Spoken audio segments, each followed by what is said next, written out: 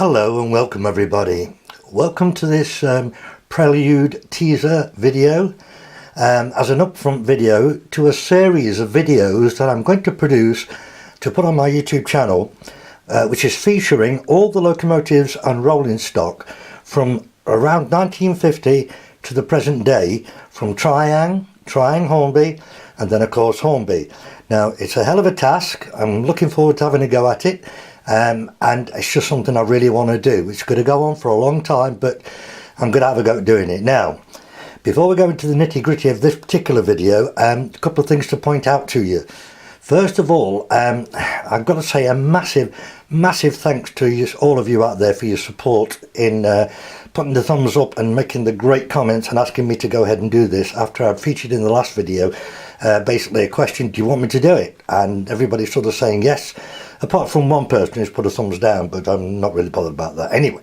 So that's what I'm going to do. Now, that's the first thing. Now, the other thing I want to mention to you, I know the quality of that last video was pretty bad. I wasn't happy with it when I saw the playback from YouTube, but I'll explain to you what happened. I know some of you, actually 2 or 3 of you, have commented on it, shimmering and shaking, etc. So I'll explain. First of all, I got into doing the video in about 3 years or so ago, and in doing so I realised actually how quite hard this can be to do, because I've got the camera in my right hand, I'm trying to control the trains with the left hand, I'm trying to look at the viewfinder and make sure I've got everything in the view that I'm trying to do, and all at the same time I'm trying to talk and remember everything, and I realised it is actually quite difficult to coordinate everything.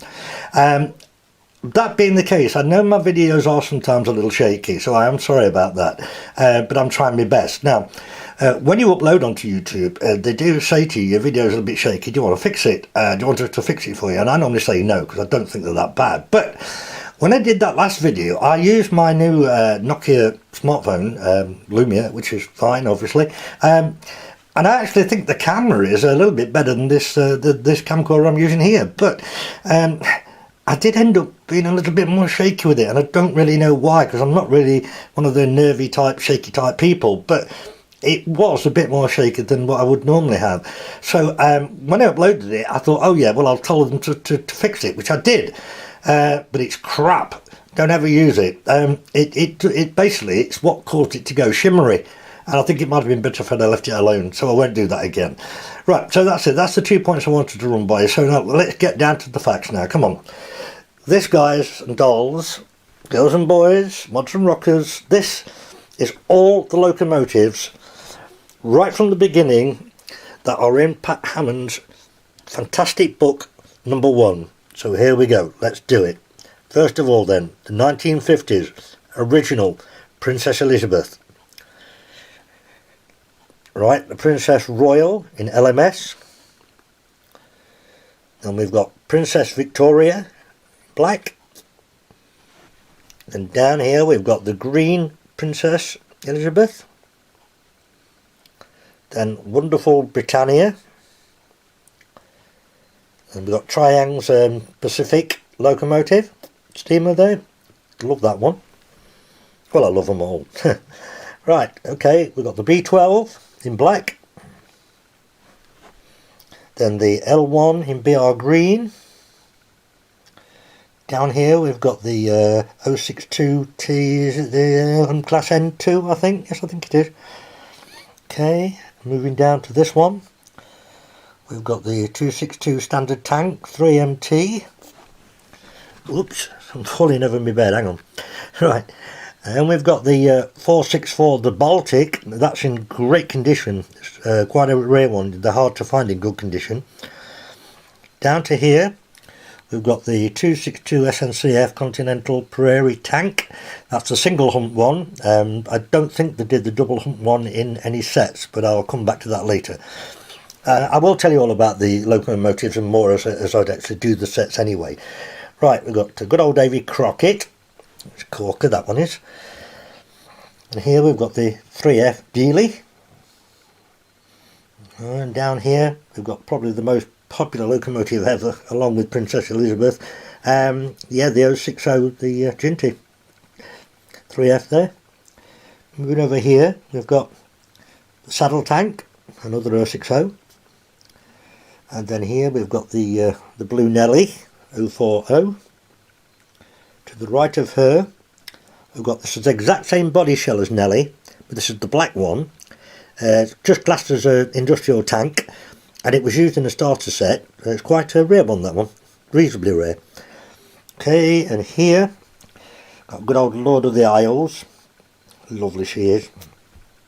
Okay, along with a tender, of course. And moving along for a couple more steamers. Here we've got this one. Yes, it's correct, with no decals. It's an 040. It's classed as a top tank, which is the hump on the top. It was used in the starter set. And then last of the steamers, I've got good old Steve-O's rocket. There it is. Now I've got one of the little men's come off, but I have got him, so I've got to get that glue back on before I run the set anyway. Right, we're going to move on to the electric locos now. This one, this is a 1953, and the condition of it, well, I'm sure you can see it.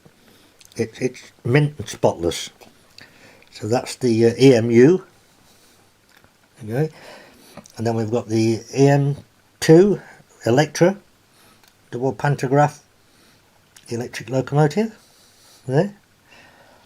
Then the pretty rare and well sought after double-ended electric by Triang, which is the two-tone green one. This is the one that's the hottest one to find. As you can see, she's more or less mint. And then last of the electric locos, we've got the reasonably rare red steeple cab. It normally comes with a plastic pantograph, but I've put a genuine electric one on the top there. As I say, I'll tell you more about the locos when I actually do run them in the various sets. So that's all of those. So we're going to come over here and we're going to move on to the diesels. Okay, there she is then. First one, look, the blue Pullman. That's an original Triang one from the 60s. This is the one that everybody is after. It's the one with the crest on the front. I think you should be able to see it there, yeah? She's beautiful, perfect condition as well. Right, and talking about perfect condition, we're now on to the EMU. This is a 1957 one, and as you can see, she's absolutely spotless as well. Gorgeous. Okay, move up to another diesel. We've got the Class 31 A1A Cocoa there. Okay, in BR green. Then we've got Triang's B60 double-ended diesel, the blue and yellow one, which is very popular still these days. People like it. Then we've got Triang's rendition of the F7. Again, superb condition, that one. Now here we've got the original yellow 50s with the number 5007. That's the yellow one. Then we've got the more rare green one just there. And then we've got the striped Hazard one there. Yellow with the black stripes. Okay, so come back down here for some more diesels. Get down over here. Right, also featured in that number one book, we've got the Transcontinental Dock Shunter in red, and the same again, we've got a in yellow. Then we've got the good old British black Dock Shunter, number 3. Then we've got a 060 black sort of yard shunter. Yeah, that's the black one, and also the green one, which are both featured in that book. And then last but not least, yes, I've got an 040 diesel. That's how it came. No decals, no stickers. This too was in a starter set. So there you go, guys. That is all the locomotives from Pat Hammond's book, number 1 on Rovex, Triang and Hornby. So I'm looking forward to doing the videos. I'll tell you now, I've already got the layout set up with the first bit. Just one item I'm waiting for, but other than that, it's close to going. And I'll get onto it as soon as I can for you all. So take good care of yourselves. Thanks for watching. Thanks for listening. Hope you enjoyed it, and I'll be back with some more videos pretty soon. Bye.